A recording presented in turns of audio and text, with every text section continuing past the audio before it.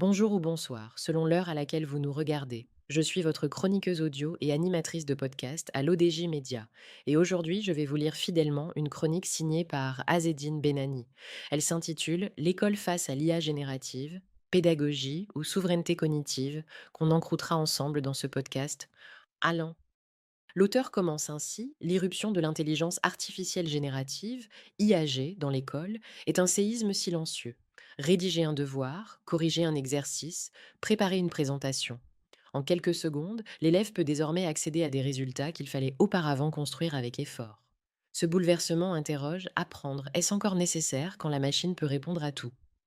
Cette question est cruciale car elle ne concerne pas seulement les usages techniques, mais la finalité même de l'éducation. L'IAG met en tension deux visions, celle qui met l'accent sur la pédagogie et celle qui se concentre sur les enjeux systémiques et culturels. Préserver l'acte d'apprendre. Le pédagogue français Philippe Mérieux insiste sur un point essentiel. L'école n'est pas un lieu de consommation de savoir prêt à l'emploi, mais un espace où se construit l'autonomie intellectuelle. L'arrivée de l'IAG risque, selon lui, de renforcer une illusion. Croire qu'apprendre n'exige plus ni effort, ni tâtonnement, ni confrontation à la difficulté. Or, c'est précisément dans CES, moment d'incertitude et d'effort, que l'élève forge sa pensée, développe son esprit critique et découvre sa propre capacité à comprendre. Pour Philippe Mérieux, l'IAG ne doit pas être banni, mais intégré avec vigilance dans une pédagogie exigeante. L'enseignant doit rester médiateur, garant de la rencontre entre l'élève et le savoir, en veillant à que la machine ne court-circuite pas le processus d'apprentissage, mais le soutienne. Dans cette perspective, l'IAG est un outil comme d'autres avant elle: le livre, la télévision, l'ordinateur.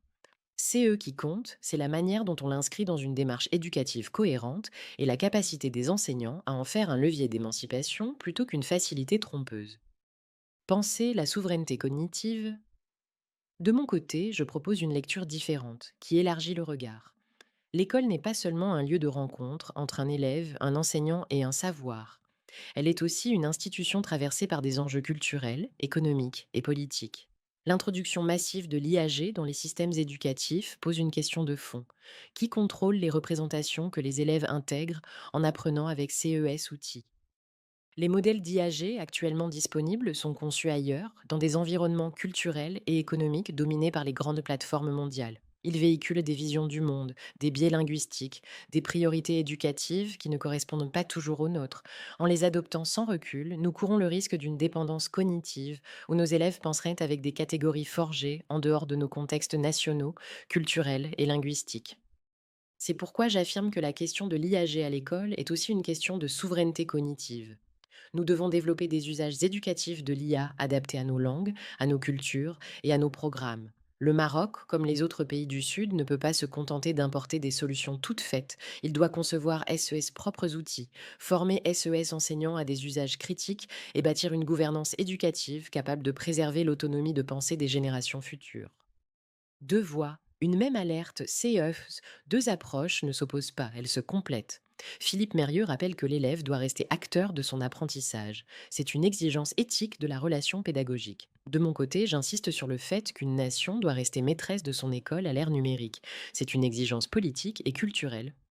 En conjuguant CES deux regards, on comprend que la véritable question n'est pas seulement comment utiliser l'IAG en classe, mais bien quelle école voulons-nous construire avec l'IAG. Une école qui ne renonce pas à l'effort d'apprendre, où la machine accompagne l'élève sans le remplacer. Une école qui refuse la dépendance cognitive et construit SES propres outils. Une école qui reste un lieu d'émancipation, d'esprit critique et d'ouverture sur le monde. Voilà qui conclut cette chronique signée par Azedine Benani. Merci de votre attention et d'avoir suivi cette lecture fidèle. Je vous donne rendez-vous très prochainement pour une nouvelle chronique, toujours sur l'ODJ Média.